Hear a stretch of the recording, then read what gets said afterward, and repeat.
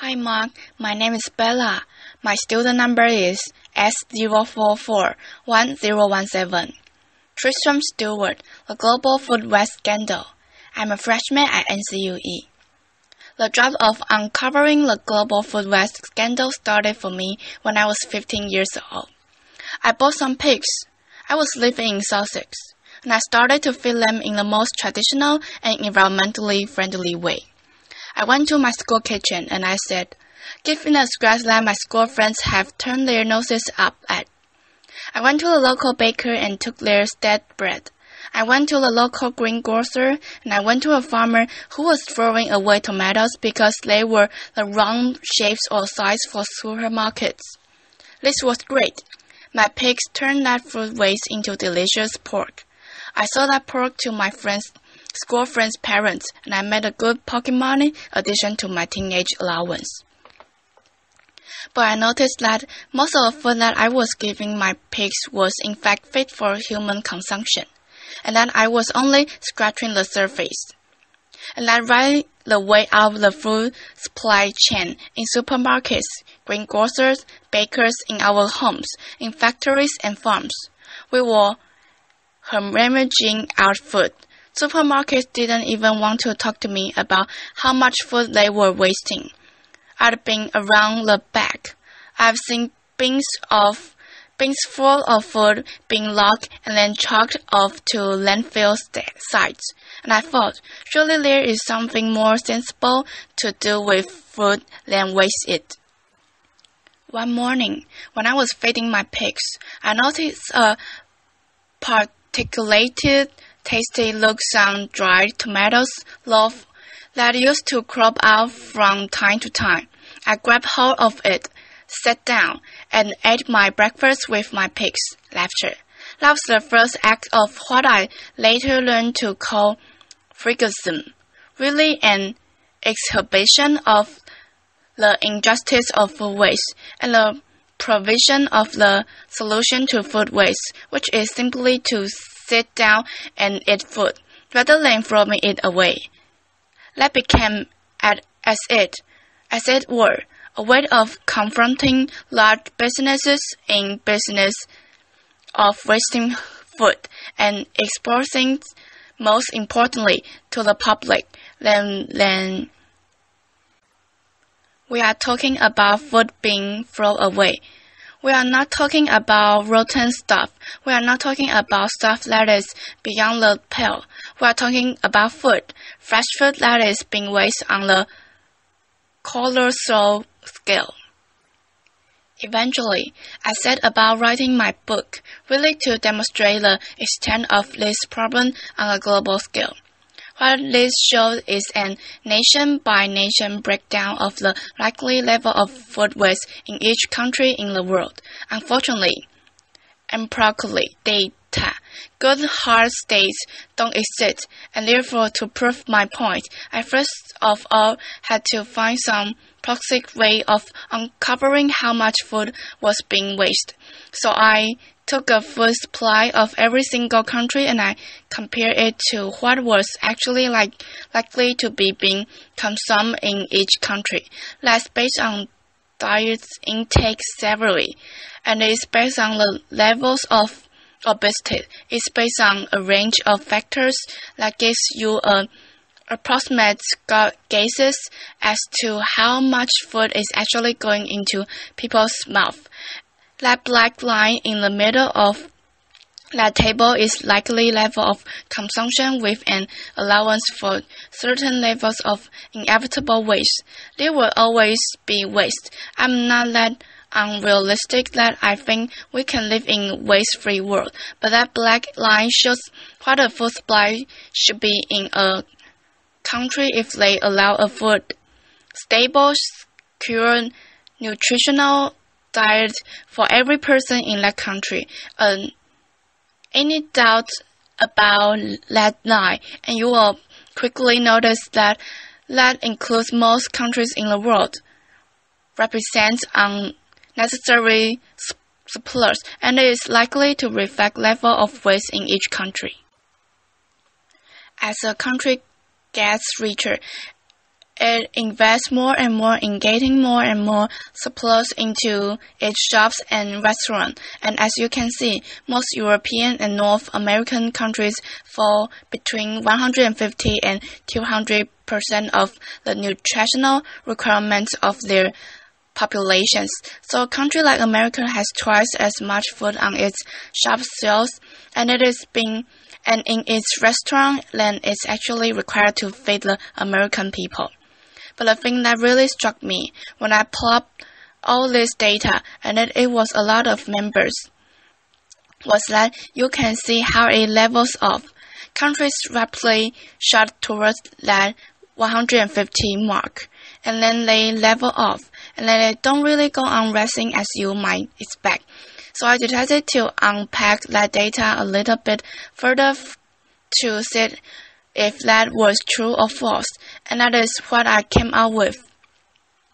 If you include that, not just the food that ends up in shops and restaurants, but also the food that people feed to livestock, the maize, the straw, the waste, that human could eat but choose to fatten livestock instead of produce increasing amounts of meat and dairy products. What you find is that most rich countries have between 3 and 4 times the amount of food that their population needs to feed itself. A country like America has 4 times the amount of food that it needs. When people talk about the need to increase global food production to feed those 9 billion people that are expected on the planet by 2050, I always think of these graphs. The fact is, we have an enormous buffer in rich countries between ourselves and hunger. We have never had an gargantuan surpluses before. In many ways, this is a great success story of human civilization, of the agricultural surpluses that we set out to achieve 12,000 years ago. It is a success story. It has been a success story. But what we have to recognize now is that we are reaching the ecological limits that our planet can bear. And when we chop down forests, as we are every day, to grow more and more food, when we extract water from depleting water reserves, when we emit fossil fuel emissions in the quest to grow more and more food, and then we throw away much of it, we have to think about what we start saving. And yesterday, I went to one of the local supermarkets that I often visit to inspect, if you like, what they are throwing away. I found quite a few packs of biscuits amongst all of the fruits and vegetables and everything else that was in there, and I thought, well, this could serve as a symbol for today. So I want you to imagine that these 9 boxes that I found in the bins represent the global food supply. Okay, we started out with 9. That's what is in fields around the world every single year. The first boxes we are going to lose before we even leave the farm. That's a problem primarily associated with developing world agriculture, whether it is a lack of infrastructure, refrigeration, pasteurization, gain stores, even basic fruit crest, which means that food goes to waste before it even leaves the field. The next 3 buckets are the foods that we decided to feed the livestock, the maize, the rats, and the soil. Unfortunately, our beasts are inefficient animals, and they turn 2/3 of that into space and heat. So we are lost too. And we are only keep this 1 in the meat and dairy products. 2 more we are going to throw away directly into bins. That is what most of us think of When we think of food waste, what ends up in the garbage, what ends up in supermarket bins, what ends up in restaurant bins. We lost another two. We have left ourselves with just 4 boxes to feed on. That is not a superlatively efficient use of global resources, especially when you think of billion hungry people that exist already in the world. Having gone through the data, I then need a demonstrate where that food ends up. Where does it end up? We used to think the stuff on our plates, but what about all the stuff that goes missing in between? Supermarkets are an easy place to start. This is the result of my habit, which is unofficial being expectation. Laughter. Strange you might think, but if we could rely on corporation to tell us what they were doing in the back of their stores, we don't need to go sneaking around the back, opening our bites and having a look at what's inside. But it is what you can see more and less on every street corner in Britain, in Europe, in North America.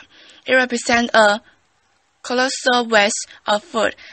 But what I discovered while I was writing my book was that this very evident abundance of waste was actually the tip of the iceberg.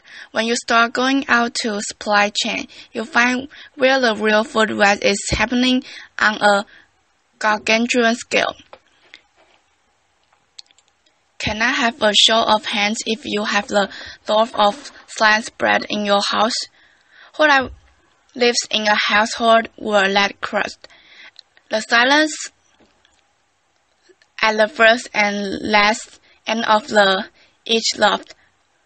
Who live in a household where it does get eaten? Okay, most people.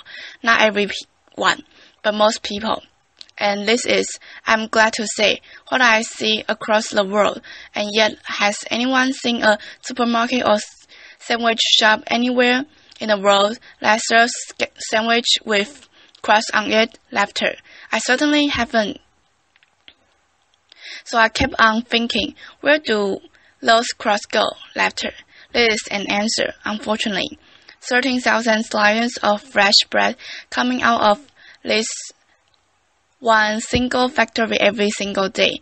That fresh bread. In the same year that I visited the factory, I went to Pakistan, where people in 2008 were going hungry as a result of squeeze on global food supplies.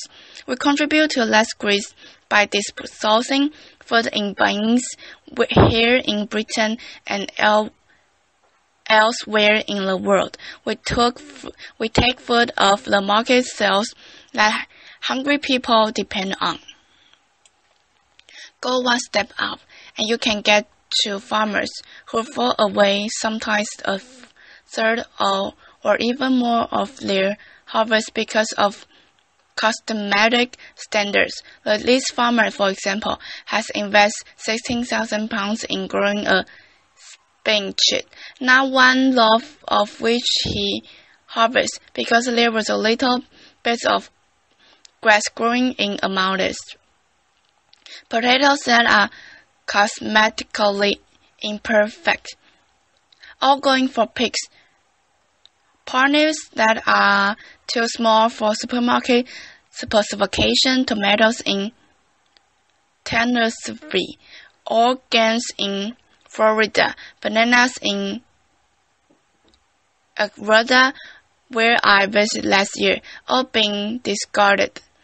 That is one day's waste from one banana plantation in Ecuador, all being discarded, perfectly edible because they are wrong shapes or size. If we do that to fruit and vegetable, you bet we can do it to animals too. Liver, lungs, heads, tails, kidneys, testicles, all of these things which are traditional, delicious, and nutritious part of our gastronomy go to waste. Although consumption have failed in Britain and America in the last 30 years. As a result, the stuff gets fed to dogs to at best or is incinerated. This man in Kashgar, Xinjiang province in West China is serving up his national dish.